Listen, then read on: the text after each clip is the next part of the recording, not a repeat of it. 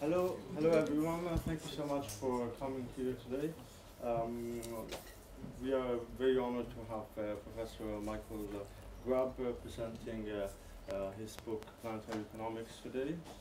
Before he starts his presentation, let me just spend a few words to introduce the economics group, especially for those who haven't heard of it before.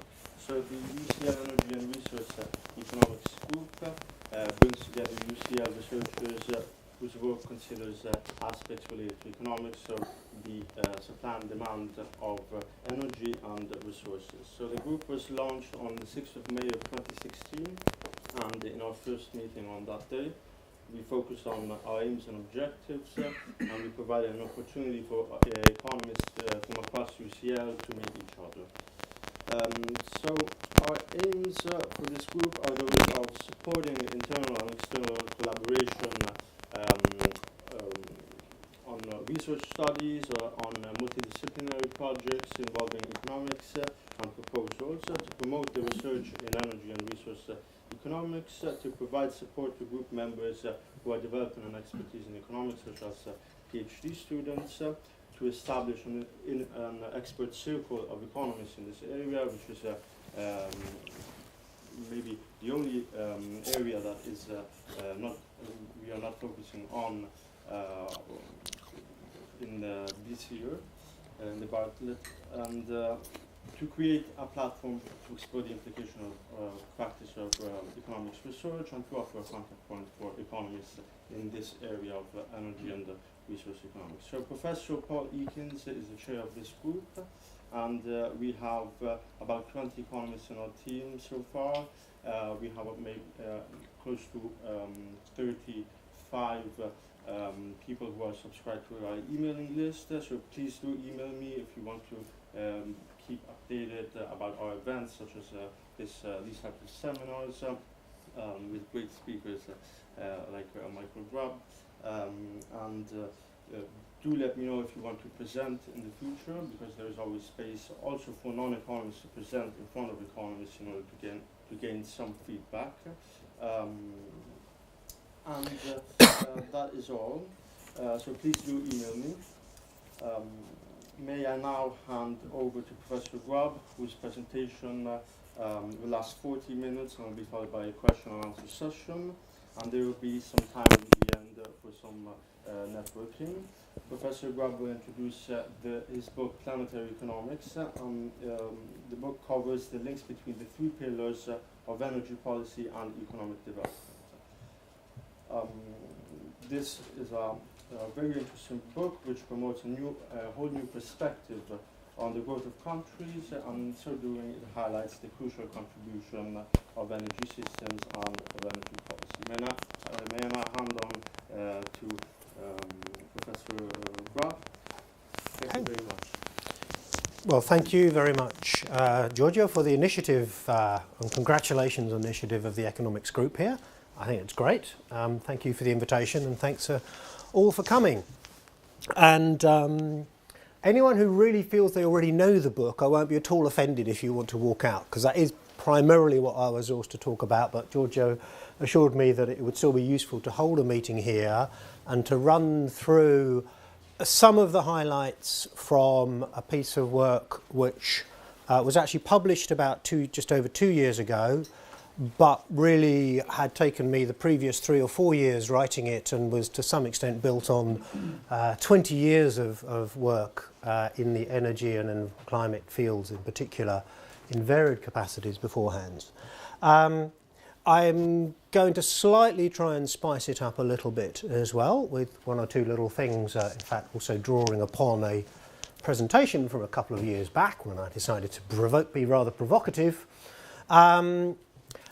And I also have a request of you, which is I've given talks broadly around this theme quite often. On Friday night I'm actually heading for a trip with a very high carbon footprint to the other side of the planet, where I'm doing a whole series of lecture tours in Australia. So as I go through, if you think something doesn't make sense, then interrupt. If you think a slide could be a lot better, then make a note of it, send me an email. If anyone wants to volunteer to improve one or two of the slides before I go, that'd be even better. But something like this is, I think, an eternally evolving and eternally improving thing, both in, hopefully, the intellectual content, drawing upon the feedback, but also ways of telling it. It's an intellectual theme which is a bit odd in the sense that it is, at the same time, I find, actually really very simple, but also quite complicated to tell in a usefully compact way. And the book underlying it is something like 550 pages and does cover an awful lot of ground. So I'm only going to pick out a few sort of the bigger themes and dip into a few of the areas of evidence in the book. But the reason why the book is so long is because it is trying to assemble a huge amount of detailed evidence underpinning the high-level framework. So I'm going to, as I say, offer a slightly sort of intriguing way of getting into the topic, then to go into the theoretical framework of the book, which is based around the principle there are three different domains of decision-making and corresponding pillars of policy. I want to keep trying to weave the theory back in with some aspects of the empirics, and I'll offer a few sort of observations on energy economics, how that relates to the framework.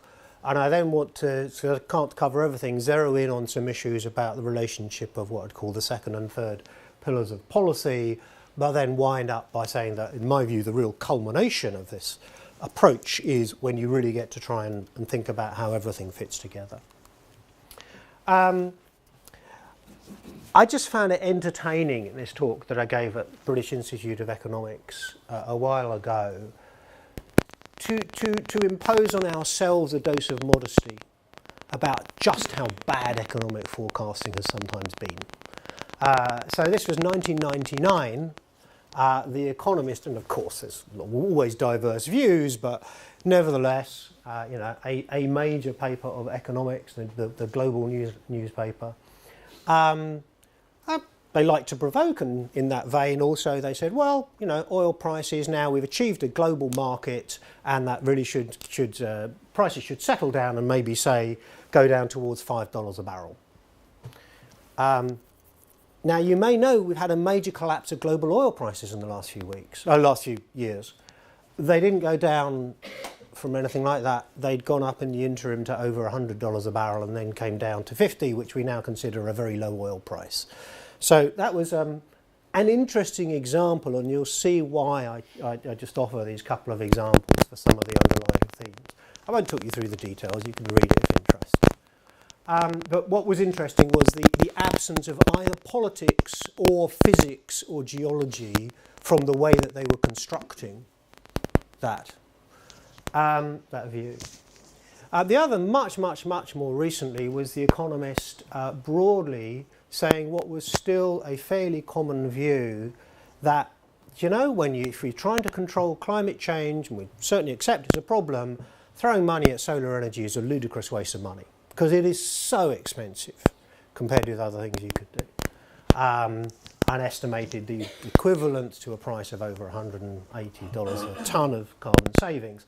And that basically governments should not meddle in particular technology areas, they should just set a target on greenhouse gases and a price for carbon. Well, so what? So people kind of get it wrong, and I'll show you just how wrong, in my view, some of that was.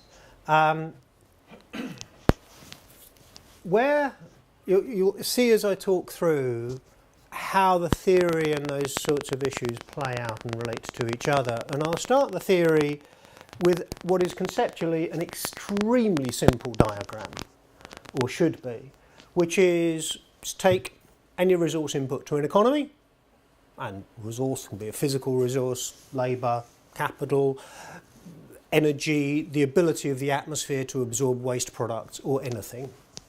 And the other axis is economic output or consumption or welfare or however you want to define it. But the general principle, of course, is the more resource input, the more output you expect to be able to get to it.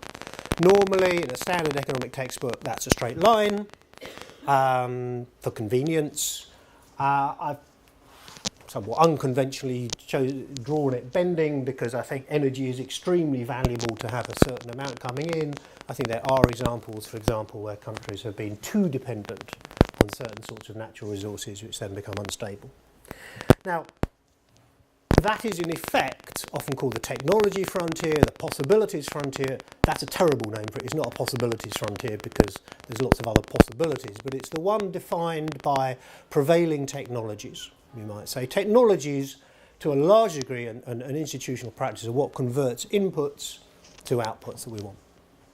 Economics would be fantastically boring if that was all there is, but of course there are hundreds of thousands or millions of different inputs that make up an economic system, and if there's one thing we've learnt, it's because they can have some trade-offs, that markets tend to be a very good way of allocating resources, and price being the key vehicle.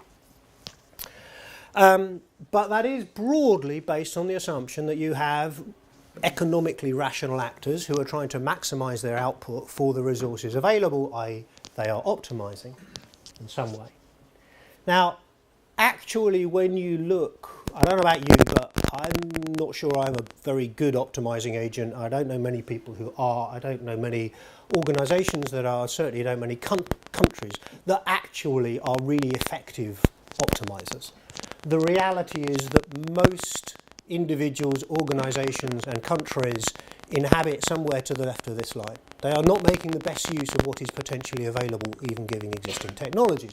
In other words, they inhabit all sorts of different spaces to the left of what is, in principle, available. Now, economics does have a term for this.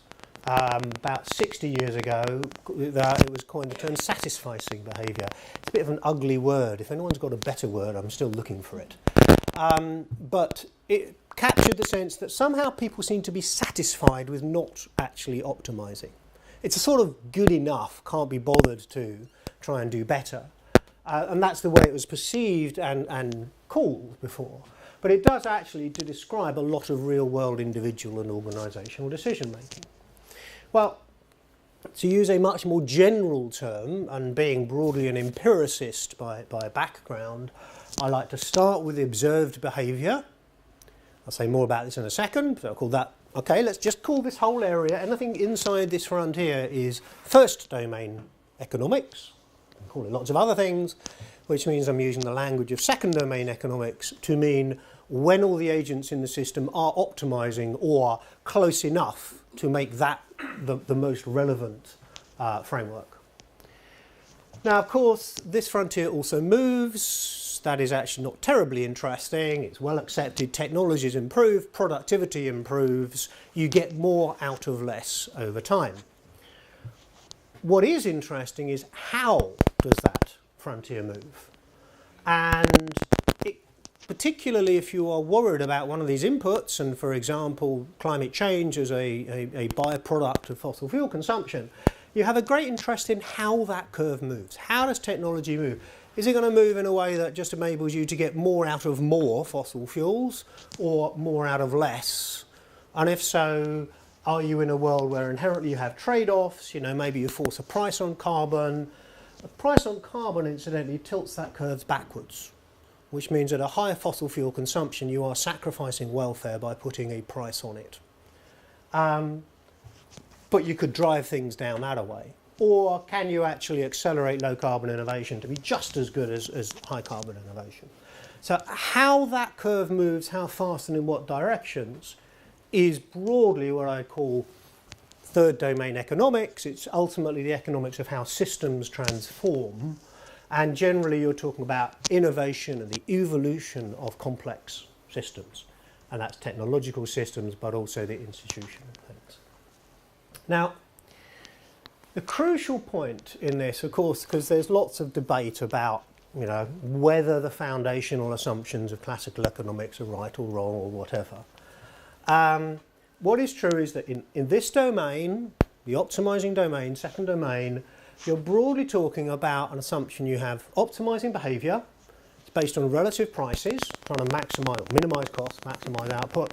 You have representative agents that have rational expectations, stable preferences, stable technology trends. Not perfect foresight, but rational foresight, economically rational foresight.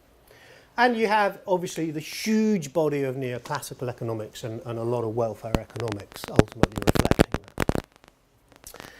In the first domain, you are dealing with actually habits, myopia, inattention often, where costs are not particularly tangible. You may have a lot of what are called contractual failures, like the classic tenant-landlord division in buildings, principal agent failures in any organisation, risk aversion, etc., etc. So a lot of stuff that can be broadly summarised in behavioural and managerial organisational economic theories. And then at the other end, when you're looking at how technologies and systems evolve and change, you're actually looking at the structural technological trends, institutional behavioural change, and actually you can kind of semantically argue there's an element of optimisation, but really you're more in the realm of strategy, innovation, infrastructure, long-lived directional determinants. So this, in a sense, you could consider would be Shell deciding whether to invest in a specific offshore oil field. This would be Shell deciding what business should we be in 50 years' time? Should we get into renewable energy because we actually suspect that's where the future lies? That's they don't really run models to come out with a number. They make a judgment. Governments are here, in a sense, when they are saying, should we have more rail infrastructure, road infrastructure, etc. Now, the crucial point I want to stress is that whilst I think people could have known some of this stuff, economists tend to be by far the best trained in that area. There's been a sort of history of a bit of intellectual warfare between those who think that's a reasonable approximation and those who don't, and is it right or wrong, etc. I think one of the things I've tried to stress in this is I'm not terribly interested in that debate. What I am arguing is that these are actually different processes that occur at different scales of systems. So if you think about the social scale, here predominantly you tend to be talking about small individual decision making, the psychological characteristics of that, or smaller organisational units. Here you tend to be dealing with entities that are sitting down and calculating and projecting and running models and doing their cost benefit, etc. And here you tend to be talking about really bigger agents and potentially looking at the international diffusion of technologies. And similarly on time scale, you look at the literature, for example, on energy efficiency, typical paybacks 1 or 2 years, frequently, maybe 4 or 5 at the outset. Here, markets tend to be looking at returns somewhere between a couple of years and a couple of decades. There's a typical time horizon of certainly investment-related choices. Some are financial economics. You sometimes think they don't even get to a couple of years ahead. And here you're frequently looking at how technologies and systems diffuse over periods of decades. So, in effect, the argument in this book is, well, all of these are true. It just depends what's the nature, the social scale, and the time scale over which you are considering, and consequently which of these processes really dominate the kind of analysis and thinking you need to bring to bear. Now, okay, fine, how does that relate to policy? Well, a smart policy, rather than just dumping an instrument on an economic system, will say, what is it I'm trying to change? And therefore I need to understand which domain am I dealing with here. If I'm dealing with optimising behaviour based on relative prices, plenty of evidence as well as vast theory to say that markets have an extremely important role to play, and getting the relative prices right is crucial. Consequently, markets and pricing are likely to be the instrument of highest relevance, which is the H there. Yes, there will be exceptions where you have particular monopoly characteristics and so forth, but in general I think that's a reasonable statement. You may also be able to use markets and pricing to impact on other domains. Jack up the price high enough and people who have completely ignored their energy use may squeal and take some notice of how much they've been wasting. They may also vote you out of office, of course. You will also change the relative economics of low carbon innovation.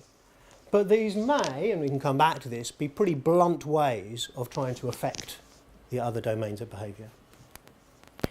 fundamentally, the mindset is one you're trying to shift relative prices and have competition to drive both consumers and producers towards choosing cleaner products and processes. Where you are dealing with satisficing behaviour, and take buildings efficiency as a classic example of some of this stuff, actually there's a lot of evidence that standards and engagement are the predominant instruments. Just look at buildings efficiency, appliance efficiency, vehicles efficiency, standards, and where you can't or don't want to use that, you need some strategy for engaging people to say, do you actually realise how much you are wasting and how much you could, in effect, make smarter choices? If you are looking to transform a system, then you have to engage in the realm of what are called strategic investment, which is actually very easy to define. It's an investment which yields a positive public return at a broadly public sector discount rate that cannot be fully captured by any entity in the market. And put like that, it's obvious that there's lots of them. You just start with education and roads as examples. We've tended to sort of build a mental wall between things we think of where this is reasonable and things where we kind of wish a market would do it all. And actually it's a much more, in my view, fuzzy boundary, and I think energy infrastructure and climate change are classic areas of that boundary, which I will come back to. But the shorthand for what you're trying to deliver, therefore, is in effect innovation and infrastructure. Okay, so that was kind of the book. You can leave now. Prefer it if you didn't, because there's quite a bit more to say, but that is the essential intellectual underpinnings. 3 different domains of economic behaviour, consequently 3 different types of policy pillars you want to bring to bear if you are trying to change all of the above, or influence all of the above, so to speak. Let me now just come briefly back to questions of these sort of where I started and some possible laws. The first is, as I kind of illustrated, and I'm an energy economist more than anything else by background, it's been a really embarrassing history, which some wit said makes even economic forecasting look good. An important characteristic of where and how we've got it so wrong, in my view, and I'm not sure I've seen enough literature on this, is we tend to be much too strongly influenced by recent trends. A way of interpreting that is, well, actually, one of the reasons why we get effectively a sort of a rational forecasting model view of the world keeps getting it wrong is because in the real world people are behaving psychologically in the way of first domain biases. Risk aversion, uncertainty, lots of other psychological behavioural characteristics, which means that markets won't give you an optimal outcome because people are not thinking about them in an economically rational, foresighted way. And so the kinds of things, no accident, the Economist's oil forecast was at precisely the moment when oil prices had just gone down the previous few months, lower than ever before. And they kind of projected it. Well, what a short-sighted way of trying to work out the next 15, 20 years of oil prices. You need to be able to retreat back into fundamentals. A third law, and in effect, not taking account of physical innovation, etc., underpinnings I'll touch on. A third sort of semi-law of economics I want to float is what in the book is called the Bashmakov-Newberry constant. And it's summarised by this data, which is vertically here you've got a basket of average end-use energy prices, horizontally average energy intensity of an economy. And when, of course, you multiply the end-use price by the energy intensity, you get the total expenditure per unit of GDP. This is the line of constant energy expenditure. These are all industrialised countries, didn't have the database to go into developing countries. At a particular period, we are currently engaged trying to find out if this is actually true or robust or what under circumstances. But at least for this data, what you discover is that Japan, which has energy prices more than twice as high as the US, is spending exactly the same amount of its GDP on energy. So is France and Germany, the UK, slipped somewhere very close in there. Now that is obviously interesting from several respects. One, actually in policy and political narratives. It means you can talk about having substantially higher energy prices but not higher energy bills because and if the energy intensity adjusts accordingly.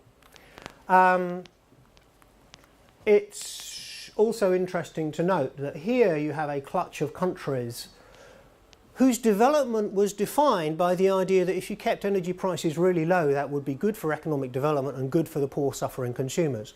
They've ended up with exactly the opposite. Anything to the right of this line is spending substantially more on its energy per unit GDP. Here you have countries spending twice as much as the West because they kept energy really cheap.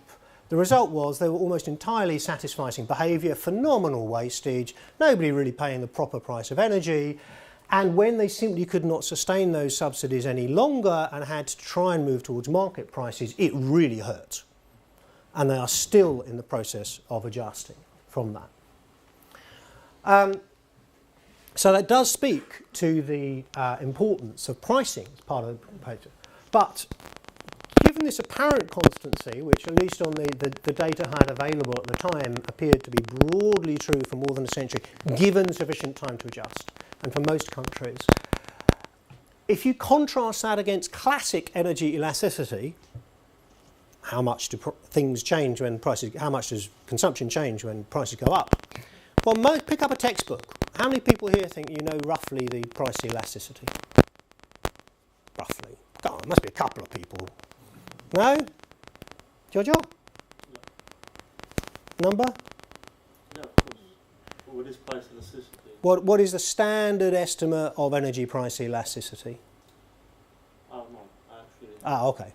Well, if you look at a textbook, you'll find anywhere from 0.2 to 0.6, conceivably in extreme circumstances 0.7.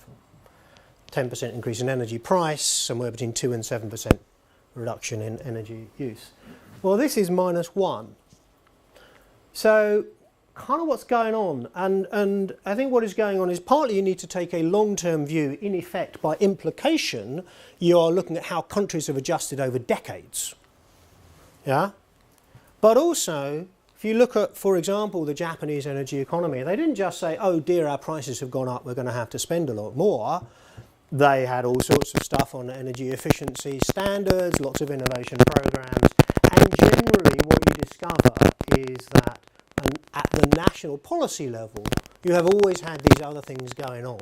They don't just rely purely on a price response. Governments get engaged, efficiency standards, tougher building regulations, all sorts of stuff. So you have had a three-pillar response, in effect, which explains the gap between a pure econometrically measured price elasticity and this broader view of national relationship between sustained price and energy intensity. There's a slight trade effect in there as well, which I'm hoping to disentangle in the research we're currently doing, but it's certainly not the dominant factor. However, there's a problem in here, which is if you think, therefore, the answer is, okay, that's fine, all you need is to rapidly, hugely ramp up energy prices, you have to get real about politics and look at what happened to governments after the oil price was imposed by geopolitical events like war in the Middle East, and consider what would happen to any government that said, you know what, we're going to double your energy prices. Right? Untenable as a public policy, a dominant approach. So we have to find some other way of getting all these things to happen without politically untenable price shocks, politically driven and therefore politically untenable. So, again, weaving between, if you like, the evidence and the theory and its applications, let me just illustrate a little more, a couple of points. So what you had, this is US fuel economy standards in the vehicles fleet. And after the 1973 oil shocks, the 1979 oil shocks, the US government introduced much tougher vehicle standards. Those used to European standards, or indeed modern standards, would laugh at these numbers. That is so inefficient. But basically, as oil prices declined, a series of US presidents found it was politically untenable to increase vehicle standards further, until you had the oil price rises in 2006, 7, 8, and Barack Obama came in effect, bankrolled the US auto industry and thereby gained the political leverage. And maybe if we could extend this, you discover that US fuel standards have rocketed up again. But the interrelation between price and standards is crucial. That's interesting, that one there. Sorry, I meant that one perhaps there, just on the data theme. Sorry, maybe I should have showed this earlier. So this is what happened to the oil prices during those periods. And here shows the trend between huge discoveries early on, but then as oil prices declined here, so you got a surge in production, the red. Sorry, this is oil discoveries and production of IEA data. And of course, as the oil price crashed again, then what you discover is discoveries went right down, but production continued apace significantly. Well, you can't sustain a world in which you are producing twice as much as you're discovering. So what happens? The next oil shocks of 2006 to 8 and 9.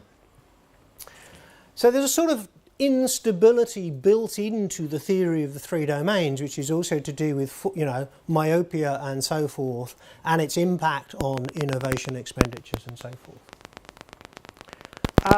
If I now turn more specifically onto the innovation side of this, because, you know, you could argue that, well, you know, the markets are good at innovation, competition, innovation, we think of them going pretty well together. Answer, yes, in some sectors. This on the right is data about the R&D expenditure of different sectors. That's an interesting, I should say companies. I never noticed that before. If someone's taken any notes, do remind me with an email afterwards. So the sectors we tend to think of as iconic innovators, pharmaceuticals, biotechnology, information technology, etc., they tend to spend between sort of 8 to 15%. Yes? I leave Knappy's in because it's a beautiful illustration that the key scarce resource in any economy is human attention. And that explains why we have satisficing behaviour at all. Yep. Yep. An interesting question is, what does Moore's law do to that? We should come back to that. Yeah. We should come back to that. But I couldn't do any more things than I do at the moment. Right. No, but there's if I haven't addressed that by the end, remind me, because there's a very important point underlying that. But on this theme, what it actually says, we're seeking radical innovation in some of the least innovative sectors. If we are trying to transform the energy sector for climate change, where we really want innovation is all gas, utilities, electricity, metals, mining, oil and construction. Rather unfortunate that these are sectors which tend to spend less than 1% of their turnover on research and development. Until you have an explanation of why some sectors are spending at least 10 times more than others, you cannot expect that, well, just throwing a carbon price at the system will lead to optimal levels of innovation. You need a theory to explain the propensity or not to innovate in the private sector. And the theory the book offers is sort of pretty simple in a way, but it says, you know, you have a technology push and market pull in any innovation chain process. The key thing in these kind of sectors is you have short product development cycles, relatively cheap, I emphasise relative, and relatively short, and a strong market pull. Why? Because, well, just think how much money Apple made when they launched the iPhone. Yeah? Hundreds of millions of consumers willing to pay a lot for a different product. Down here, you're saying, do you know what? This, say, carbon capture and storage or some major energy innovation may take a good couple of decades, cost a good couple of £1 billion to develop and demonstrate. And at the end of the day, you're going to go to the market and say, hey, I've got some electrons to sell you exactly the same as every other electron you buy, but please pay me a lot more for them. It doesn't work. So you're competing on price only, to a large degree, and what's more, you're competing against incumbent industries who've had a kind of century of honing the incumbent technologies. So there's not much incentive. High risks, low rewards means not much innovation, relatively speaking. Oil's a little bit different, for reasons we could go into why, you know, oil is at least substantially more than electricity. This is not perfect, there are spillovers, some of the innovation does incur in the general industrials, but I think it is actually a fairly robust story, reflected in the wide literature on the technology valley of death, and the implication is you need strategic investments, noting both the technology push and demand pull, if you are going to start making this look a little bit more like that. Couple of examples arising to fuel, shall we say, discussion and debate. This is the trend of the solar surprise. Photovoltaic, here's costs. Here mapped against cumulative module production, which tends to be the index that sort of technology analysts look at for learning by doing. Here I've broken out more closely to look at what happened over that previous decade, where there was a period of stability, where in effect you had a big build-up, but also overheated supply chains and lots of other stuff going on. When that pressure came out, you had an astonishing collapse in solar cell costs. And a lot of people in the business said, obviously this can happen. Obviously there is potential for huge economies of scale as well as innovation. But as we saw, a lot of economists said, this is ludicrously expensive. Why on earth would you ever bother throwing money at this stuff? It's a crazy idea, crazy economics. Well, I was going to show one other thing, but I'll continue on the data. If we look more generally, and thanks to Paul Drummond for pulling together this chart as part of recent evidence we put in, that just went up to 2012, what I showed you. This shows data of the range of different renewable energy costs. Obviously, this is post-book. 2010, 13, 14, 15, and the range of global average, and 16, the biggest range that Paul could find in the data. So they're not directly comparable, but they give you a sense of just how much the costs of wind onshore, wind offshore, and solar cells have come down, compared with, you know, only 5-6 years ago. Fantastic cost reduction, which has really transformed the prospects for energy development globally. And that's what I call a real third domain, if you like, goal and process of quite deep innovation, scale economies, which ultimately have the scope to transform energy structures overall. Now, as I said, I want to dig a little bit more against that background into looking at the relationship, similarities, differences between the second and third domains, and of course, the corresponding pillars of policies. And first, let me put this at a very big, broad level to make one fundamental point. We struggled a lot in the book into how to illustrate this. I don't know, still never quite sure how well, but what it basically says is it tries to give impression, if you think of time moving towards you, that what you have is a possibilities of developing brown energy futures. I mean, you have to invest in something, right? People will continue consuming energy. You can have futures which do involve more dependence upon fossil fuels or continued dependence. You need unconventional resources, the shales, maybe synthetic oils. We have, over the last decade, actually spent an awful lot of money working out how to go down this route and thereby actually make climate change worse a lot more cheaply. But there are characteristics of that system, and they include, relatively speaking, certainly towards the end user end, low capital costs but high operating costs, and the kind of fuel dependence we discussed. You can also consider a future in which you evolve down this valley towards systems which are, quotes, green. They tend to have characteristics of integrated, more innovation, more interconnection, relations between systems like electricity and transport, probably biomass also, smart electricity. Most of that is relatively high capital cost, at least in the power sector, but low operating costs. In other words, this is not simply a more expensive version of that. It is a structurally different system in all sorts of ways. And that's the point, which is, beyond a certain point, simply trying to say, well, how much more does green cost compared with brown is really asking the wrong question. You're talking about what kind of structure and process of innovation can lead you in one direction or the other, and how much do you know and how much maybe you can't know about the cost of either of these. But then becomes a public policy choice. Now within that, to come back more specifically to the third pillar policies of strategic investment, it can be very costly. And I've used here an conceptual illustration, price of a technology. Let's say you're looking at a renewables versus an incumbent fossil fuels, and it's twice as expensive. Over time, you intend and hope that the cost will come down, partly as a function of investment, and you hope that the market size will increase.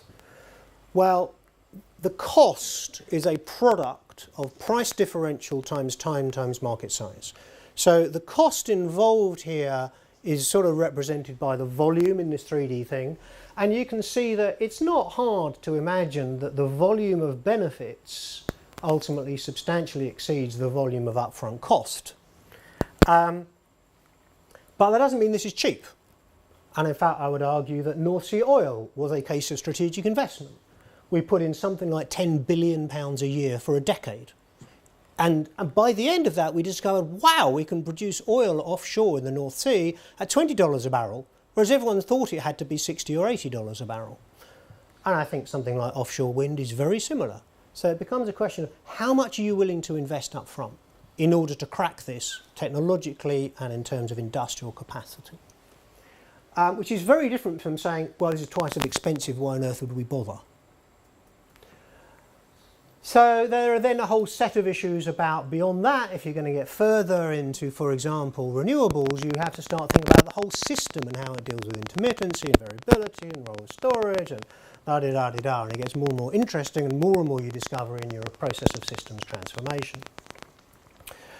The benefits will be all the bigger if you factor in the external costs of the environment, or you actually put a price on CO2. But just to say, so obviously there is a relationship between the second and third pillars. And don't forget that, it's actually crucial and is where I want to end up on. Just before I turn to the integrating theme, for the mathematically minded here, I just thought I would play around briefly with, in a kind of mathematical level, what's the difference? And where I sort of ended up, and this may be right or wrong, it's not particularly in the book, wasn't quite that kind of book, is the really nice thing about second domain economics is you tend to be able to add costs together and they're separable. So you get the classic policy prescription, you have 2 or 3 different public policy problems, treat them separately, put a price on each and the system will optimise. Effectively, you're trying to equalise the marginal costs and you're assuming broadly a common discount rate. When you're looking at the maths of third domain, you're looking further ahead. You have to look at all the literature on actually in reality our systems and our personalities, psychologies are hyperbolic in treating time, not constant. Or at least you need to be very sophisticated about where and how you're treating what as private or public discount rates. You're trying to minimise a scenario-based total costs. There's option values because you don't know and understand anything. You're talking about innovation, you're talking about foreclosing options, opening options, lock-in, etc. The components may be inseparable. Think about the different components in the transformation of a system and they soon start to depend on each other, and therefore your decision at the margin needs to be based on the total derivative of the sum, not on the partial derivative of the components. So to me that's the sort of the mathematical difference between second and third domain economics, which unfortunately of course makes it much more complicated.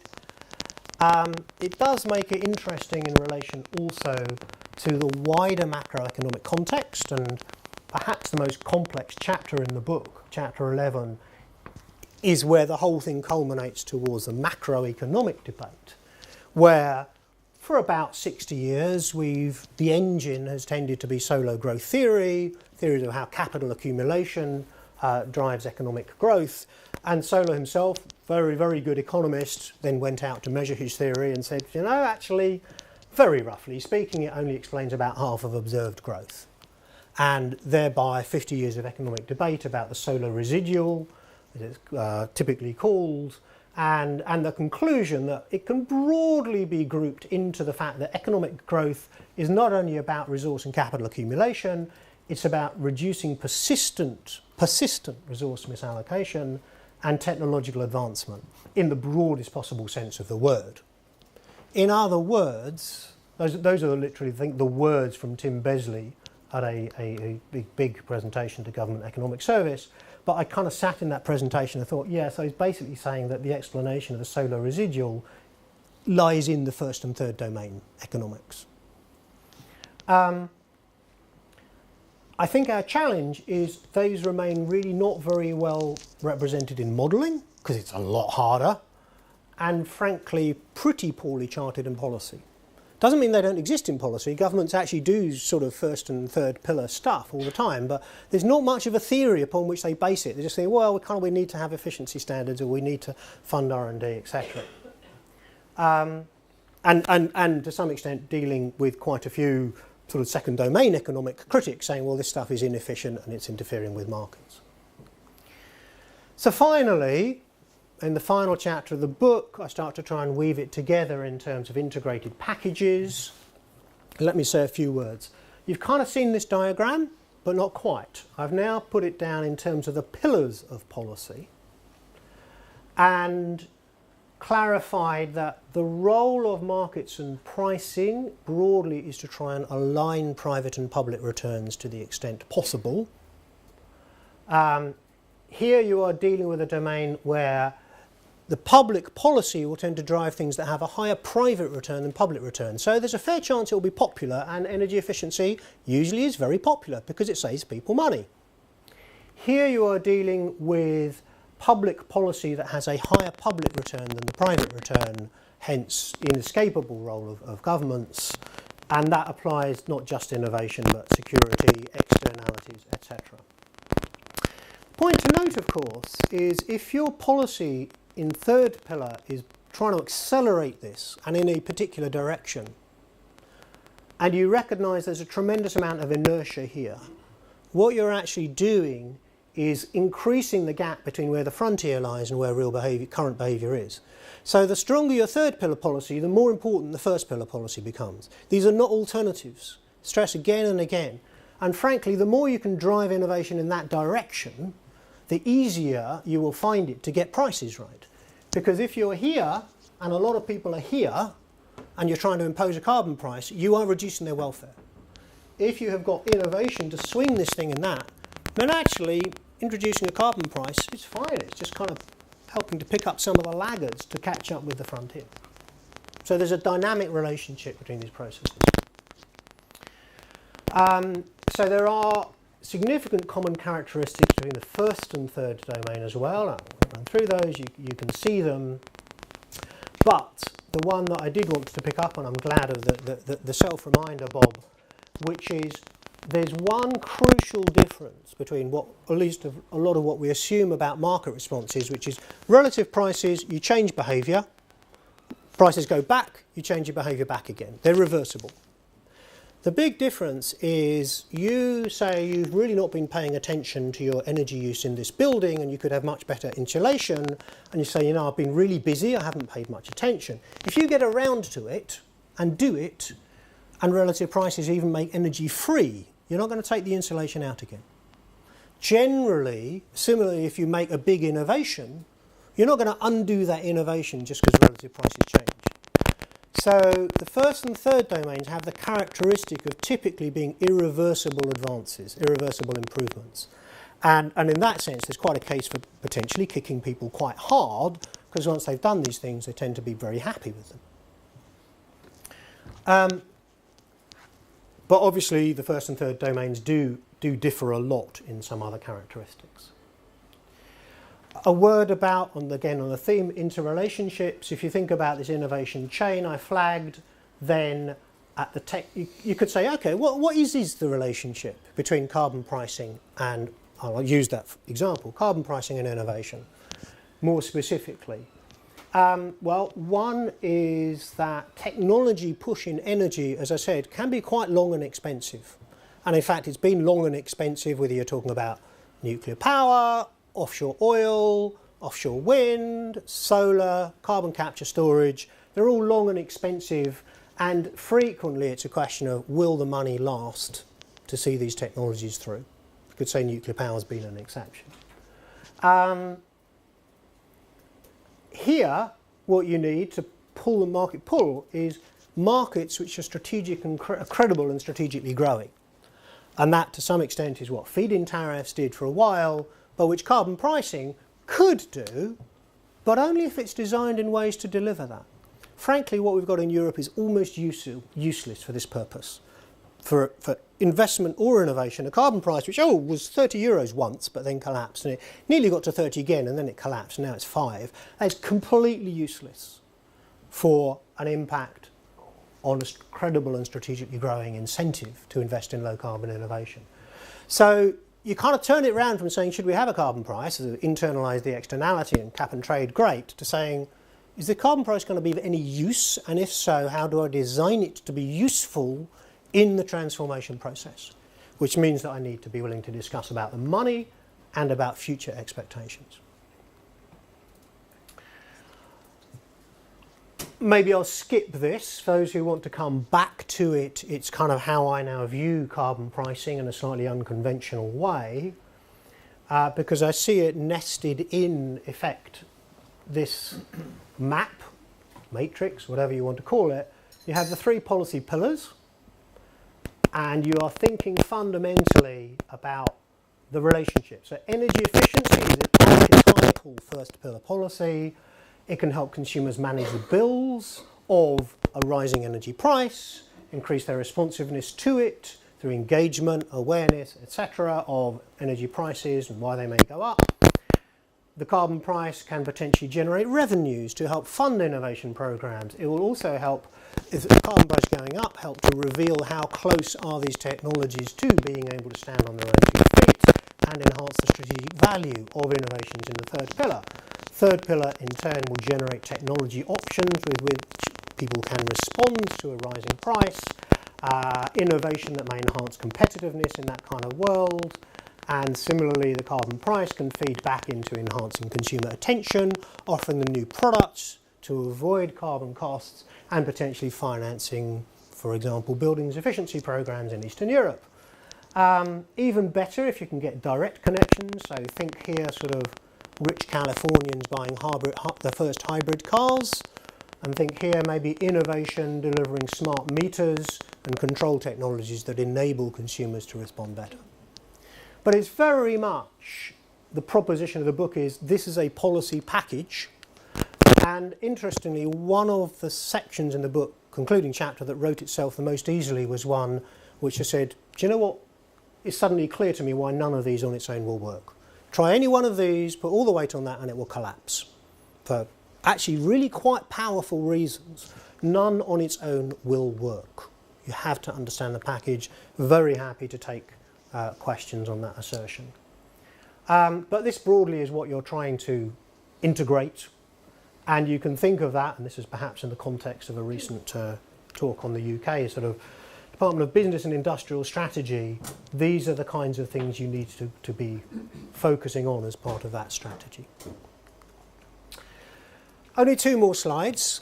One is to stress that although throughout this I've used the word economics, you can't really, you could argue whether those first and the third domains are really economics. I don't really mind what you call them. The thing that did occur to me is you have to have some awareness of other disciplines to make sense of them. Because the first domain is a lot to do with social and psychological characteristics of decision making. And third domain is not a license to say we can innovate anything, because you will have physical and real engineering limits. So there's no use saying let's not do anything for a while because let's hope something wonderful turns up.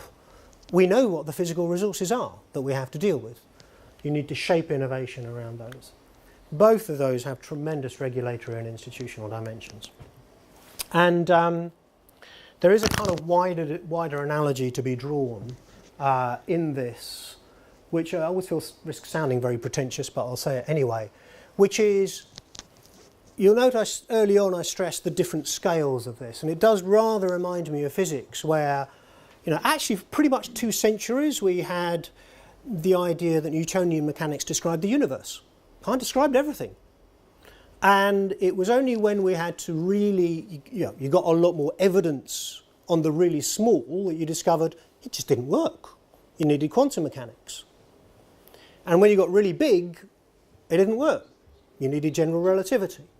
So the idea that you have sort of overlapping theories which are all right, but which one really matters depends upon the scale, is to me something that makes perfect sense, but I think we're less used to it in economics. But I would argue that pretty much the same fundamental issue underlies this, and is simply trying to map out what kind of processes matter at different scales. And the reason why it's... So you've seen all this, this is just a summary, yeah? Just a more compact way of summarising where I started. And I think so increasing scale, social scale, time scale. The reason why I think this becomes important in climate change and energy is because I'm not sure I can think of too many other processes which are ultimately driven by the individual decisions of 7 billion people and how they consume energy. Most of them do not wake up in the morning and say, oh, I think I'm going to optimise my energy use today. Right? At the same time, we're trying to transform some of the most complex systems we have ever developed as a species over periods of decades or the rest of the century.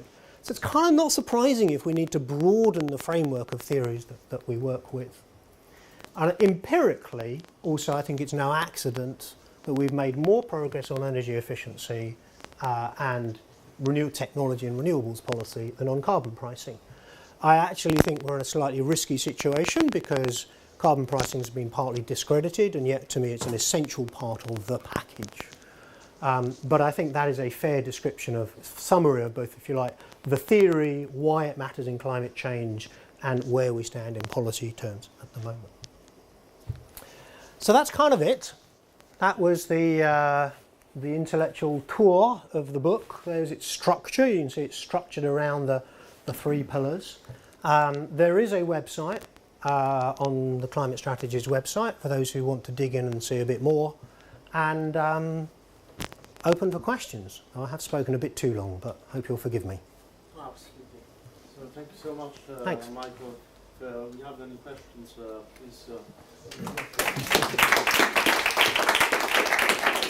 Shall I actually start here a bit? Please feel free to ask them, because there won't be another good chance to ask Michael these questions on What's that? this topic. Bob. The last thing you said about the need for interdisciplinary economics reminds me of Richard Bronk. Richard? Bronk. Okay. And his book, The Romantic Economist, Imagination in Economics. Now, the title of the book doesn't quite capture it. It really does overlap with what you've just set out. Okay. I suspect there's lots of stuff out there, only some of which I managed to acquaint myself with in the course of writing the book. Yeah. But I'd be interested to see it. I can copy it. Yeah.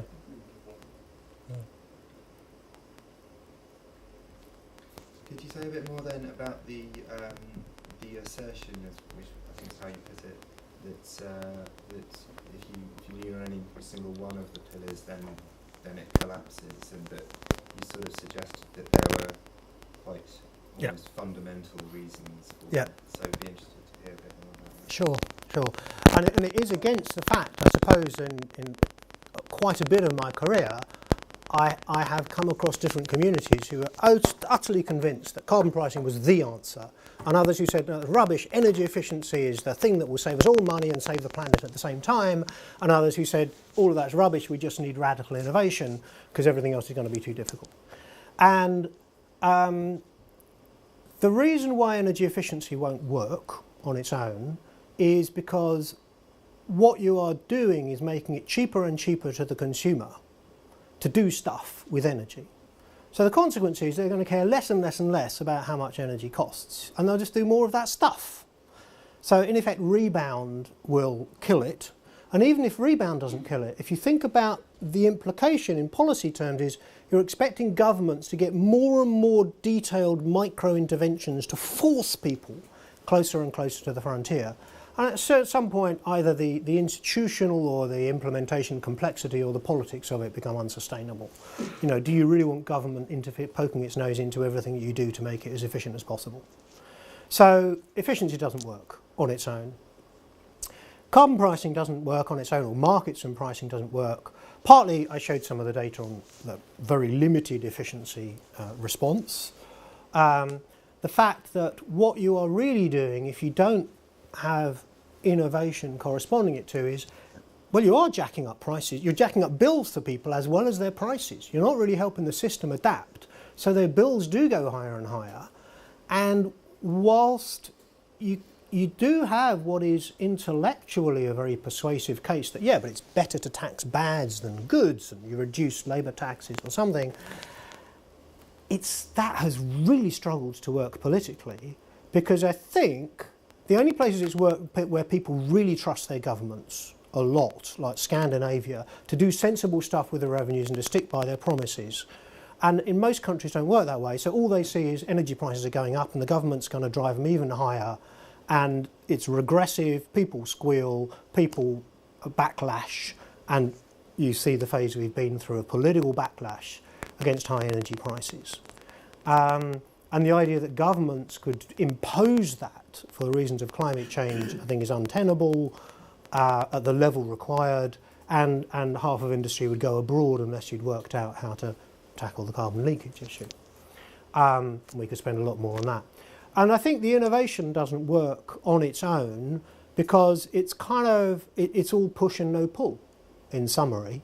You can generate cleaner tech gizmos, but if there's no business that's seriously engaged, there's no markets being developed, and there is no promise of relative prices shifting to favour those technologies, you basically develop a culture whereby the innovators depend on government subsidies, and governments don't want to admit this technology is not flying yet, so they just have to pump more and more subsidy in it, and you end up with central planning.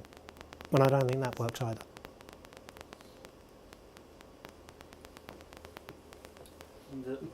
In terms of this, what do you think about energy storage? Since we have spoken about solar PV and how innovation brought costs down and how the sector exploded.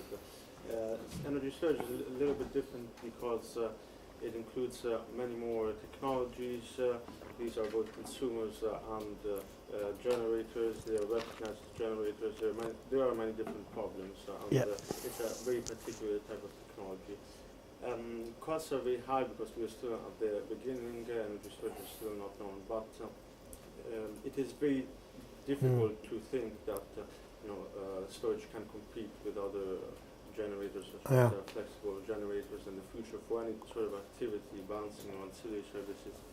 And this is mainly due to regulation.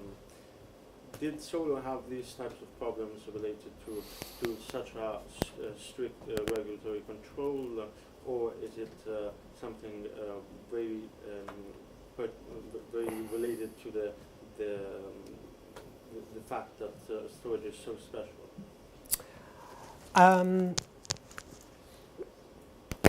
Well, solar, certainly the sort of small-scale solar photovoltaics have certainly faced some regulatory and other obstacles. They've been partially overcome just by the sort of the brute determination of a few governments to make it happen, give it high subsidies, and take them right out of the market, and just say, we'll pay you a fixed amount to put solar panels on your roof, and we'll tell the utilities they have to accept that power. And that's applied a bit for wind energy as well, where in the UK there was big tensions between the government push for decarbonisation, particularly wind energy, and the networks and the regulator who said, oh, this would drive up costs to consumers, and why should they have a special place in the queue for connections? And eventually the government said, well, legally we're going to force you to connect them and then bloody well sort out the network afterwards. But it has created problems. I mean, we've got people being told they cannot connect solar in the southwest of England because the network cannot cope. So these things always turn out to be a co-evolution of the technologies and the systems, including both the infrastructure and the regulatory apparatus.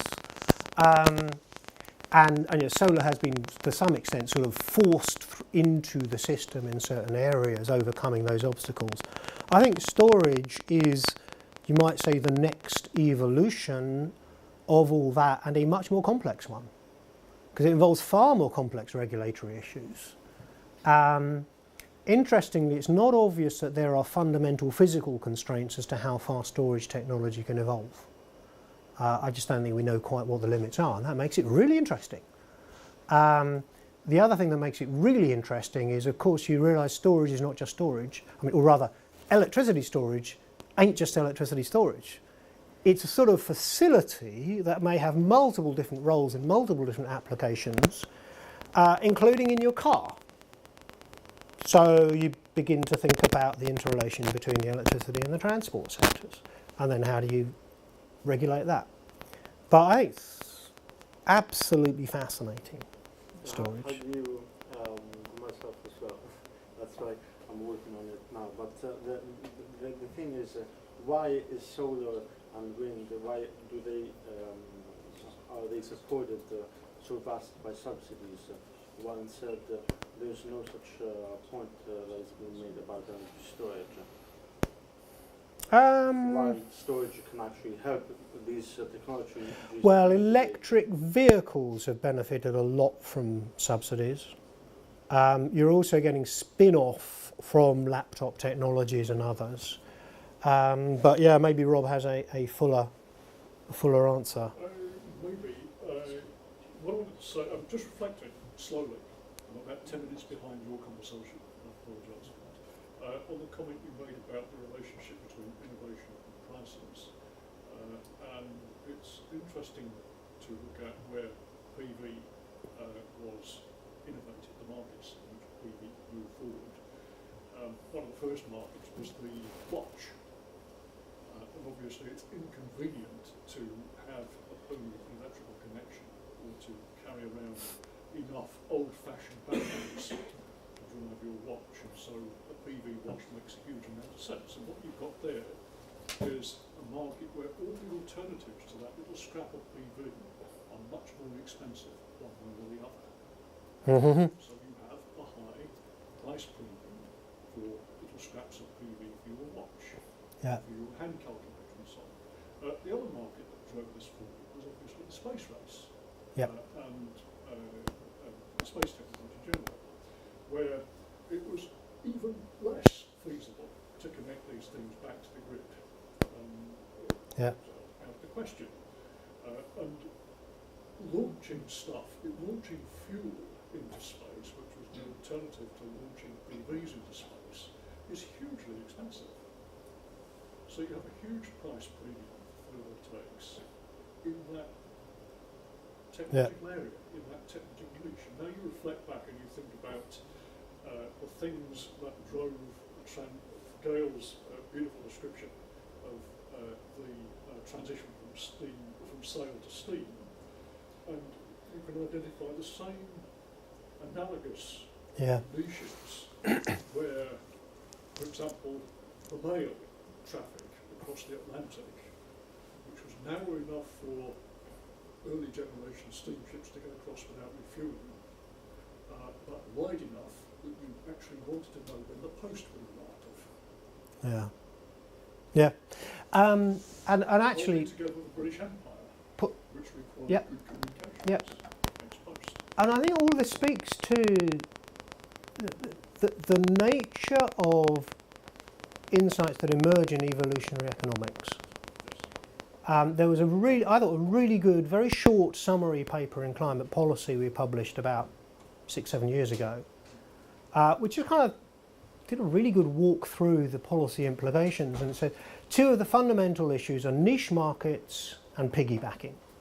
So the niche markets are exactly what you said, the watch, the space race, somewhere where this technology really has a huge advantage, protected from any incumbent competition in effect. And can you build out from there? And then the other thing is piggybacking. Find somewhere where this technology can ride on existing infrastructure, if you like, invade that infrastructure and then start to transform the infrastructure. And actually there, absolutely classic. Once you'd kind of got solar cells to be really good for watches and spacecraft, and some government said, well, let's kind of subsidise them for off-grid in applications and then actually on-grid, because you're taking the network as free. And for wind energy, the network was kind of free. And of course now we're just at the stage where actually those intermittent or variable sources are straining the network, and more network is no longer going to be free, but they're pretty well established and they can start to transform the network, and then albeit create incentives for more storage. So it's a classic example of what the evolutionary economics theory says about how you really get technological evolution. Yeah. So regarding the structural change, innovation, so do you think the market pool is a really necessary element for innovation, or sometimes government can actually push and then creating the market for some technological innovation? Because in some experiments, especially in developing countries, or for example during the 50s or 60s, there was another kind of intervention by the state, so the state-led development for the creation of technologies different from energy, for example. So can this work at the technological frontier in advanced countries as well? What do you think? Well, you have to bear in mind that when I'm using the phrase market pull, I'm not necessarily saying just a free market left to itself. So I would describe feed-in tariffs as market pull.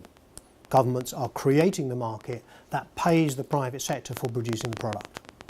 On the whole, I would argue that you absolutely need market pull as part of an innovation strategy. I can think of very few cases where governments have successfully created a whole new technological-based industry without also getting engaged in incentives to buy. I'm sure there are some examples, but you run the risk I alluded to, which is you just develop a sector which depends totally on government subsidies with no real market feedback. And sooner or later that becomes unstable, unwieldy, non-innovative, and so I'd stand by the fact that almost all effective innovation strategies involve both technology push and market pull.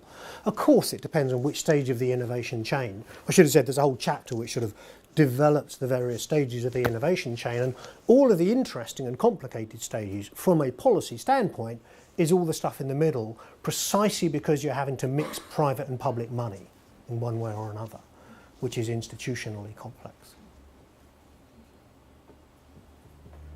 Yeah. Can I just follow up on it? It's a very ambitious task, this book. The book is on planetary economics, but you also you write a lot about policy. So I have a tricky one for you. If you had to write a book called Planetary Politics as a follow-up on this, answering questions more or less who, when, and how, do we trigger this change? How would it look? Yeah, no intention of writing a book like that. There are some possible follow-ons, but let me. The policy and politics can occur at many stages in our societies, but let me illustrate a dimension of an answer with respect to this slide, which is broadly about carbon pricing. And it just illustrates how much this apparent relatively simple extension can change the way you think about things. Because if you take the classical construction of the climate problem, it's a global externality. You must incur costs to internalize the externality. Therefore, you have a burden sharing dilemma. You have to negotiate who is going to bear how much of the burden. You have to work out how you deal with free riders. And I somewhat pessimistically concluded a while ago that is an insoluble problem. Now, some people have tried to solve it. The most famous example is Bill Nordhaus, whose argument is essentially you can solve it once you abandon the idea that the whole world's going to get together and be good friends and work all of this out. You say, no, a club of countries will get together and agree to establish a certain carbon price and protect themselves with a generalised border tariffs to punish any country which is not part of the club. Right? He proposed it as a VAT adjustment. Now, and he argued this part correctly, that you look at any of the major global developments, most have evolved from a club's beginning.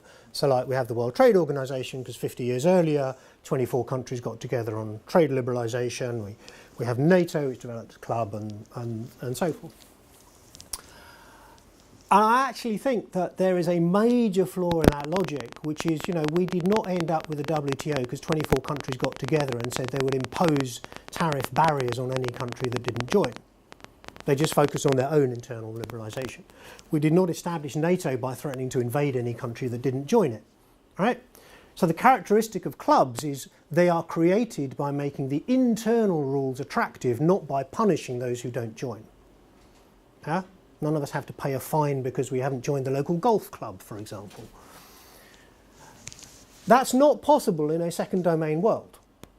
Right? In a third domain world, you're saying, sure, there's a lot of innovation here. Carbon pricing can play a role in innovation in the ways that I've illustrated. I've also illustrated that when you look at neoclassical, when you look at macroeconomic growth theory, there is a crucial role for first and third domains. So actually this stuff can be good for your economies if you can structure it right. So the possibility then emerges, which is you fashion a club which has sufficient gains from cooperation, for example in zero tariffs for low carbon innovations, cost sharing in some of the really expensive innovation, etc. Certain suites to join the club, and you structure it around that. You never threaten anybody else. You just say, we think we're onto a winner here if we structure it this way. And I think that you could see that emerging. It's not antithetical to the Paris Agreement. It simply says we know the Paris Agreement's got to be implemented and strengthened, and you have a group of countries that are willing to forge ahead with that. But it has to involve coordination of price, technology and trade, in my view. So yeah, that's how I would approach, you might say, the economics of the politics. There's then a massive other layers about actually, can you do that? How do you structure it? How do you govern it? Etc. Where you get more and more into the real politics and geopolitics of it. But I think at least the first proof of concept that it should be possible in theory is the first stage. Do you see a role of, say, cities in this role? I mean, the new forms of collaborative governance forms that would push in this direction, because you focus more mainly on states. I have focused mostly. Yeah. But I wonder about other actors. Well, I think really interesting question. I don't think I necessarily said this has to be nation states. So even if you take that concept, you can say, well, don't expect President Trump to join. You might expect California to join.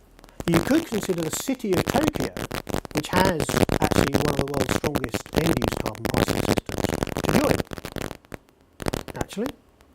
And you look at the structure of the World Bank's Carbon Pricing Leadership Coalition, that's exactly what they're trying to do.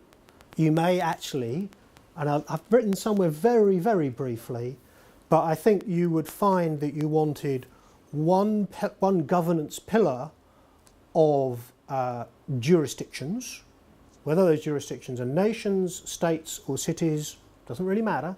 The question is, what can they actually control? And you probably need the other pillar of private sector, because I think companies could have a huge interest in this. Yeah, Bob. It's interesting to look at places, jurisdictions, where the three pillars have been brought together quite explicitly. And the one that springs to mind is Denmark, which connected pricing, the second pillar, regulation, the first pillar, and innovation, the third pillar, and came up with